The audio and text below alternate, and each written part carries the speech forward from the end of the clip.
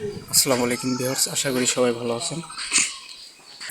এর আগের ভিডিওতে দেখাইছিলাম সিম্পল ডিজাইন, 2টা বেডরুম এবং অ্যাটাচ বাথরুম সহ, ঠিক আছে। তো এইটারে আর কি দ্বিতীয় পার্ট, সামনের বারান্দাটা আর কি সুন্দর হবে।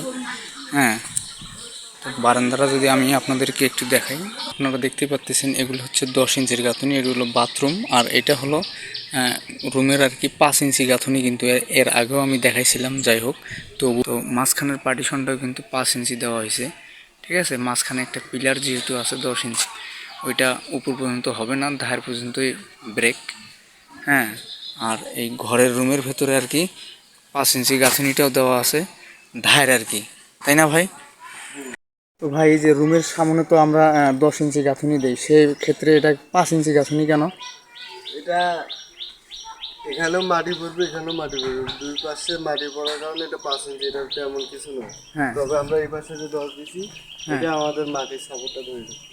তো অযথা ওটা বেশি খরচ করে কোনো লাভ নেই। মানে আর কি অল্প টাকার ভিতরে সুন্দর সুন্দর সুন্দর কাজ আর কি। মানে এটা আউটসাইড তো বারান্দার, মানে এটা 10 ইঞ্চি গাঁথুনি দিছে আর কি, তাই না?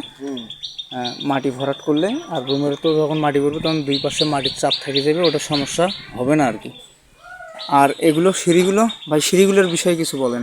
এগুলো সিঁড়ি বারান্দার বেশি গাঁথনি হবে না তো।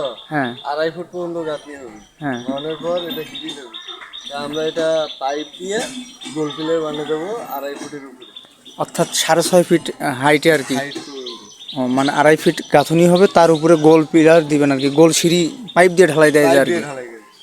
সুন্দর ডিজাইন আর কি। চাইলে আপনারা আপনাদের গ্রামের বাড়িতে এভাবে কাজ করায় নিতে পারেন। তবে এই জিনিসটা কিন্তু আমার সেই লাগছে, 10 ইঞ্চি গাঁথুনি, মাটির চাপ থাকবে আর কি। আর এটা 5 ইঞ্চি গাঁথুনি, ইট কিন্তু অনেক বাঁচি গেছে আর কি, ঠিক আছে। মানে এটা হচ্ছে রাস্তা বেশি, মানে আমরা অনেকেই দেখি বারান্দা এই পর্যন্ত দেয় আর কি, ঘরের এই কোণার আর ডাইরেক্ট ওই কোণার, কিন্তু এই জায়গার সিস্টেমটা আর কি ভিন্ন। মানে এটা এই পর্যন্ত 10 ইঞ্চি কিন্তু গাঁথুনি দেওয়া, ঠিক আছে। আর এ পাশে এটা বারান্দা, এটা দরজা আর কি। মানে বারান্দাটা আর কি ছোটো, 2টা রুমের দরজা নিয়ে, হ্যাঁ, ছোটোখাটো একটা বারান্দা, জায়গা শর্ট থাকার কারণে, ঠিক আছে। আর সামনে বারান্দার ভেতরে সামনেরটা কিন্তু 5 ইঞ্চি গাঁথুনি পুরোটাই, রুমের ভেতরে ওইটাও কিন্তু 5 ইঞ্চি গাঁথুনি, ঠিক আছে।